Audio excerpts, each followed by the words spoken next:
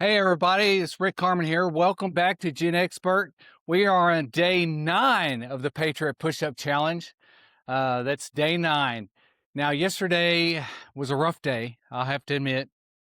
Today is much better than yesterday. And yesterday was so bad that when I was doing my push-ups, I only did 30 push-ups.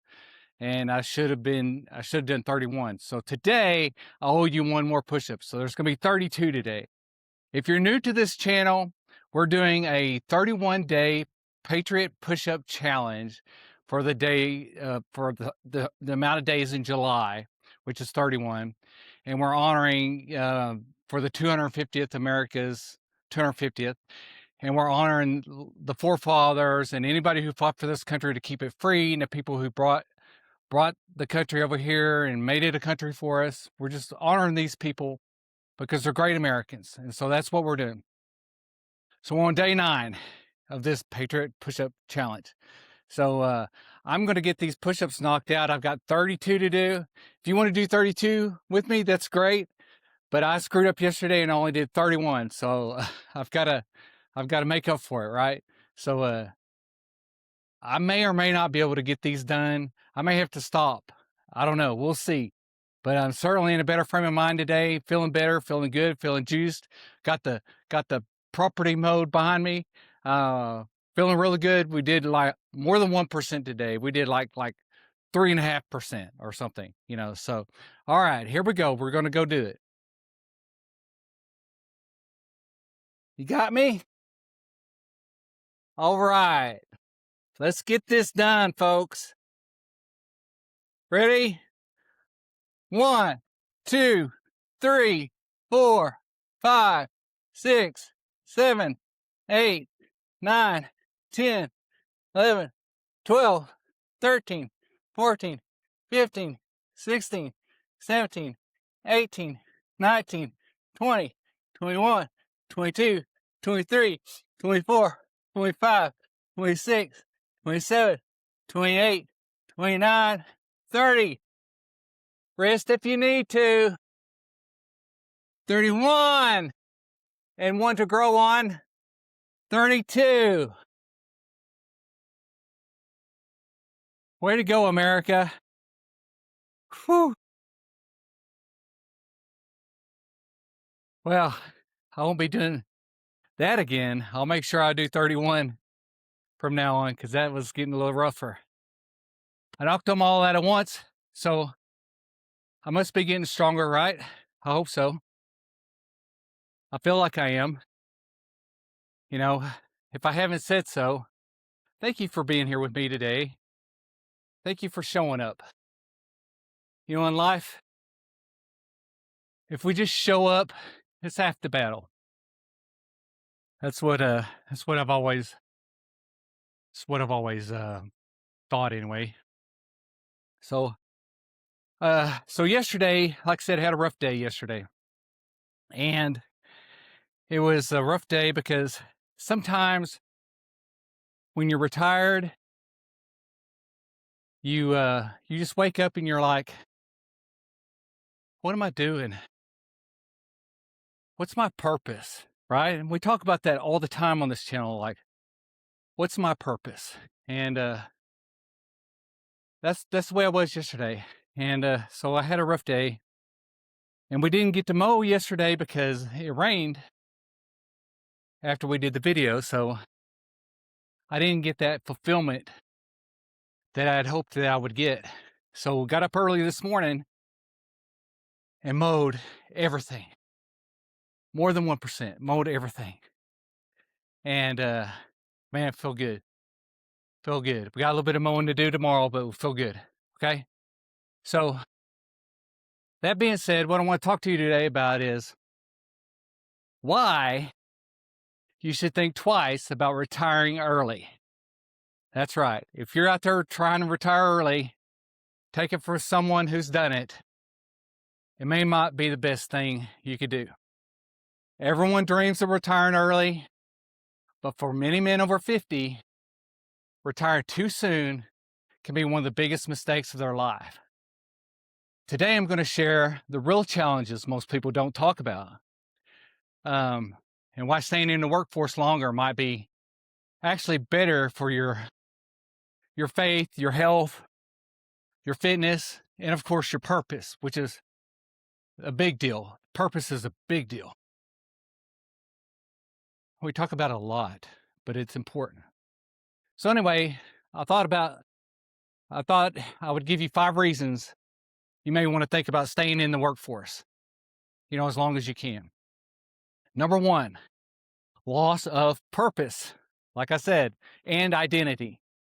When I left the Air Force, this hit me hard. I lost purpose and identity. I was an officer, I was a budget officer, and that was a little bit important, not real important, but people depended on me to do stuff. And when I retired, I kind of had my family depending on me. That was great, but it just wasn't the same. Many men tie their identity to their work. I did. A good example of this is Regis Philbin. He worked on TV all these years, and his identity was kind of tied to that. And then you hear about people dying after they retire, and he retired, and then a year later, boom, he was gone because his identity was tied to his work. Happens a lot. It's important. It's natural, So think about that before you retire at 43 or 47, or even at 50, or even at 52 or 3. Think about it. When it's over, you feel lost. Who am I if I'm not working? That's what I was always thinking. Who am I? What's my purpose? My wife, always say your purpose is to, be here with the family and, support us and, support us by being here and all that. And that's great. Sounds great. But, I was just thinking, who am I if I'm not working? That's what I think. So God designed us for work, though. He designed us for work and contribution, in the Bible, Adam and Eve, Adam worked, he tilled the ground. He tilled the ground, and it was a good thing. Work was a good thing before the fall. After the fall, work became hard and difficult. Before the fall, work was a good thing. He tilled the ground, or he worked the ground, he got fruits. Then after the fall, it wasn't until after the fall where it became a bad thing, right? So, but work is a calling, not just a paycheck. Colossians 3:23 says, whatever you do, work heartily as for the Lord and not for men. That just means don't slough off at work. Like if you're burnt out, if you're like, man, I'm just burnt out. I was burnt out. I was. I retired of a disability, but I was burnt out before that, But God says, hey, you work like you're working for me. You're not working for men. You're not working for your boss. You're not working for your company. You work for the Lord. You're representing the Lord. You're in his image. That's all Colossians 3:23 is talking about. Whatever you do, work heartily as for the Lord and not for men. It means work as if you're working for the Lord. It's like that old saying, would you do that if Jesus was watching? So when you're at work and you're burnt out and you're like quiet quitting, they say, think about that. Would I be doing this if I was working in heaven on the 3rd floor in accounting? Yeah. Would I be quiet quitting then? So think about that. Even God talks about it in Colossians. It was great. I did some Bible study, and look at me, I'm spouting it out to you, hoping I gain you some knowledge. If I can just help one person get into the Word of God, I'll be a happy person when I die. So that's my purpose. This channel is my purpose. For 7 years, I've been retired for 7 years, and for 7 years I felt lost. And I felt I didn't have purpose, even though my wife always told me, you do have purpose. We're your purpose. That's great. But I just felt like, what am I going to do? And I found this YouTube stuff, and it's really rejuvenated me. So I appreciate all you guys being here and all you guys watching and all you guys that will watch. I just appreciate it. I appreciate life, and it's a good time to be alive. I'm happy, everything's going well, and if you're searching for purpose, you know, check this out. Try the YouTube thing. Who knows? Number 2, financial reality check. Early retirement means your money has to last much longer, like 30 or 40 years much longer, depending on when you retire. I didn't have that problem because I had retirement militarily and my wife worked and all that stuff. But a lot of people, they retire and they have to go back to work because they figured this out, because there's healthcare costs, inflation, and the market crashes are dangerous, So inflation, it doesn't get cheaper to live in the world. So you got to make sure your money's not going to run out. People run out of money or drastically have to lower their lifestyle, you know. So that's a big negative as retiring early. Number 3, a decline in health and fitness. Without the structure of work, many men stop moving and they gain weight. I know I gained like 50 pounds. I didn't work out. I haven't worked out in 7 years until this last year, and I just got obese. I'm not there yet, but I've been working out and it feels great. I feel great. I feel better than I did when I was working. So, because you have a loss of your daily routine, and it can lead to bad sleep habits, less exercise, and mental decline. I had all that. I still got the bad sleep habits. I talked about that in the last video. Number 4, social isolation and boredom. Social isolation. Work provides built-in social connection. Retirement can be lonely fast. If you're retiring out in the middle of nowhere like I did, it's even worse. So if you do retire early, try to retire in like a golfing community where you got a lot of friends around. Okay, try to do that. That's the best way to do it.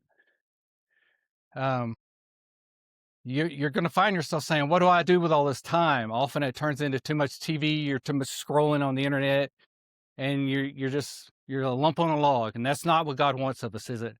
No, He wants us to be working. Continuing purpose and contribution to the world is another positive thing. You have continued purpose and contribution to the world. Better physical and mental health, stronger finances, delayed Social Security, more time to prepare spiritually and mentally for true retirement. You have to be prepared.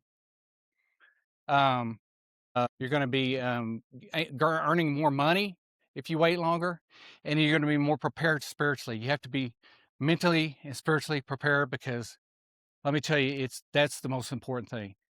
It takes a toll on you. So if you're considering retirement early, pray about it and make it a 1-year plan. Get your 1-year plan, pray about it, and have a plan going into it. Don't just do it willy-nilly, okay? And make comments below if what's your retirement age. And a comment your planned retirement age, and put it in the comments below so I'll know, and I'll be like, oh, that'd be kind of cool. So anyway, so that's all I got. I'm Rick Harmon. This is GenXpert, and until next time, stand firm in the faith, act like men, and be where your feet are.